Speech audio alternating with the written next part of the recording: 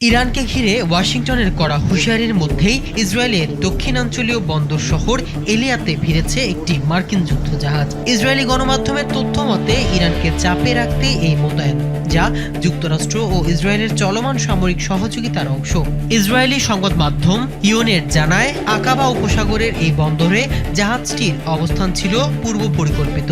এমন সময় এই উপস্থিতি যখন ইরানের পারমাণবিক কর্মসূচি ও অভ্যন্তরীণ উপস্থিতি নিয়ে চাপ বাড়াচ্ছে যুক্তরাষ্ট্র। স্যান্ডেলিনা সো, রূপচর্চায় আভিজাত্য।